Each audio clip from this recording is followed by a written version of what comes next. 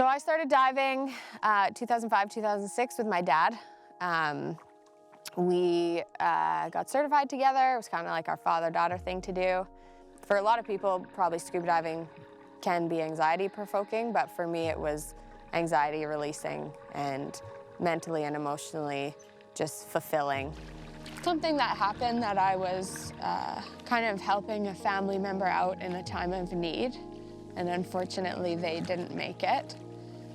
And that was about 5 years ago now, and I realized that it was impacting me for about 5 years of my life. I remember going on a family trip and getting in the water and going diving, and that excitement that I got from seeing the fish and seeing the corals and everything was, it was like almost gone. And I remember just floating over these beautiful coral heads that would light me up and give me so much joy, and I felt nothing. So I kept putting that front on for my family, for, you know, my partner, for everybody, and it was whittling me away on the inside. And I knew that was the time where I needed help, and I needed help from other people and professionals to kind of find myself again. And I would say part of finding myself again was joining the dive group up here and getting back in the water with fun adventures and goofy tasks and finding things that aren't that exciting to find, but I knew that I was getting better because I was loving it. Riel was like using it, and he's like, oh yeah, this is gonna be good. This is gonna be good. Coming up in the middle of the river, in front of the falls, just like, what? This is awesome! And then finding the fossils, and yeah, it was cool. All right, we're going on a road trip to Kikiza. It's about 370 kilometers southwest from here. Population 40. Okay, so gear check. You want to grab your gear out of there, Sunshine, or do you believe you have everything? I feel like Fred's good. I feel like he's not, and he just thinks he is. No, I am. Yeah. All right. Of all people, I feel like we'll be missing something. ECD, fine. It's the same dive bag and container that you use for every dive. Yeah, all right. Real, check. Keeping it real. Have you ever seen him check his gear before? Because I haven't. No, but I have seen him go to dives and be missing gear, so. I need my mask. Are you serious? Yep. This is why you do a check before you do these things. Oh dear. Where's your next?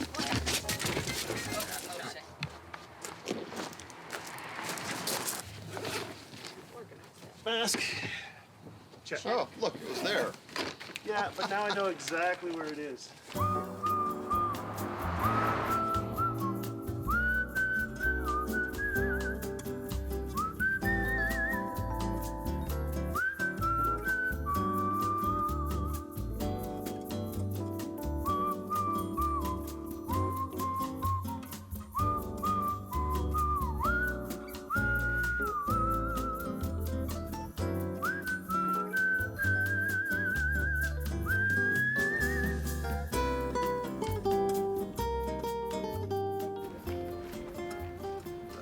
Yeah, and I don't know why you spray that in your tent.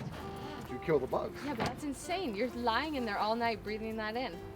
It's a mesh tent. The airflow. Rather, yeah, but that's gonna. It doesn't hang in the air. That's gonna settle on your fabric.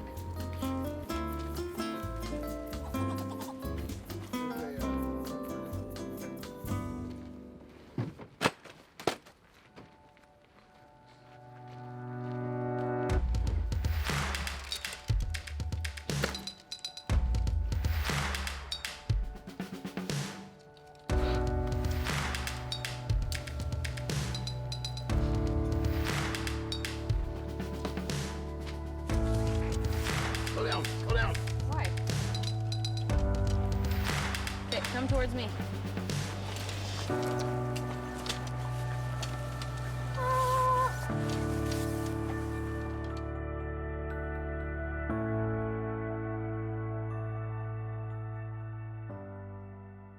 So, been in contact with Sheila. She's working in Hay River tonight, so I'd invited her over. Her son may be coming over. Her son is the one, from what I understand of the story, who didn't tie his father or grandfather's boat in Kakiza above the falls, which is about 10 kilometers away. So what happens was this boat got loose, came downstream, went over the falls. So they found it. Apparently the boat has been recovered. It's sitting in there in the front yard. The stuff that was in the boat, especially the motor, is still presumably at the base of the falls. So the reason we came down here is to maybe take a look at... Right, there's a lot of maybes, thanks. So the reason we came here, guys, is to see what it looks like at the falls and see if maybe it is salvageable and locatable. So I don't know what the base of the falls looks like. One of the concerns, a safety concern that I have, is that anytime you have water flowing over a thing, what happens is as the water flows over, it can create a rolling effect. So where it's dropping down continually, it pushes down and then forward, but then it brings actually the water back towards where it's falling, and it's going to create this kind of a barrel of current that if you get caught in it, that'd be super dangerous. If that thing is in my tent, I am out of here. We are gone. I will sleep with the bugs over that. Don't hit it. I'm not gonna hit it. I'm just gonna let it walk on. No, you gotta tease it on. Now we're big bugs. Haven't collapsed yet. I think that's our guy. Tarek! Hey, Chairman McDonald. Okay, Chico. Good to meet you.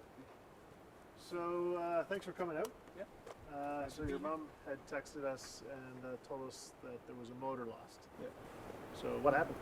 It was one day I went to go wash the dog. This is like one in the afternoon. Okay. So then I was paying more attention to him. So when he jumped out of the boat, I followed him. Okay. So then, not me thinking of tying the boat after. So then we go up for the afternoon, and then in the evening about 6 o'clock-ish, I was fishing for my uncle, commercial fishing. So then we go out, and then it's another 3 hours, and I come back, and I check the shore, like, the boat's gone, because I thought my grandpa or one of my uncles took it. Yeah. But then I go and see them that they're all home, so then the boat's gone. Oh, no. And this is when the water level was high. Yeah. So this was like, I don't know, 8 hours after the incident happened, and then we started running up and down the highway looking for the boat, and Okay. then we knew it went over the falls. Oh, Like, yeah? we had like nets and a bunch of stuff in there. Oh, no. And when we found it was upside down, everything was gone. Oh, no. Like many years before, Okay. like my great uncle Yeah. lost his boat also. So. So is this a family tradition that I think so. you keep losing motors and boats? Near the bottom, do you know about any of the currents that are down there? Or does anyone know how deep the water is? Is there an easy path to get down there? Yeah, around back by the. Oh, how far do you have to go? I don't know, like a kilometer walk. Oh, yeah? This is like a shortcut down here with rope. It's like 100 pounds of gear. Who set these ropes up? No clue. It looks like decent climbing rope. Just hold on there. Let me. All right, so it's like a 15-foot sheer drop off here. Yeah, I don't know about that with scuba gear. It looks like clay or shale, so it's slippery and loose. Yeah. Safety first.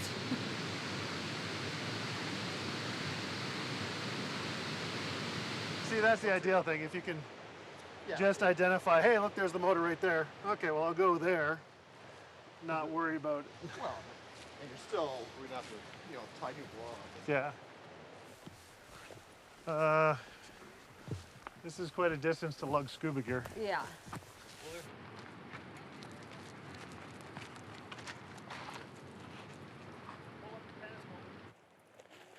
Nice, nice squat there. Fred, I've never seen you get so low. It's like you're doing a little dance. Ow, this rope is like,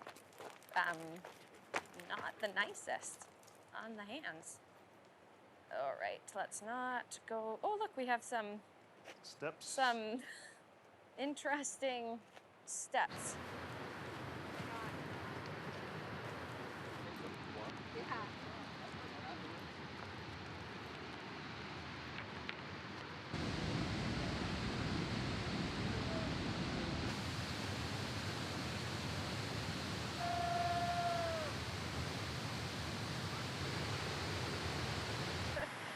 Look at, what is he doing now? Here he goes. He's taking a large stick and going to see how it responds in the current. This is what's happening. Here we go, and 3, 2, all right, does it come out? How unsurprising. It's that picture. I don't know where it was. Delilah, it's okay. So, a couple of different things. The log that I threw in front, all of the water is pushing it out. So one of the concerns we had was from the falls, whether or not that would create a roll, bringing the log back in. So it seems fairly consistent along the way that it pushes it out. The problem on the opposite side though, the log I threw behind the falls, that gets pinned against the wall. Yeah, for a motor that's been down here for, I don't know, I say we look in front of the falls. I think what we should do is go to the community, see if they can launch another boat. Yeah. Just let it go. I don't think, We'll see where the boat falls. let's see, do you think that's a good idea? I've got another one. No. Let's get the old boat. He's Let supporting. it go. So we've had a look at the falls. We've had a look at the currents kicking up to it. Just based on the river above, we think that maybe the boat just came around tight and is on this edge when it came over. There would make no sense for it to go sweep on the other side. So we're going to try and do a dive right along here. There are some eddies that go back into the falls.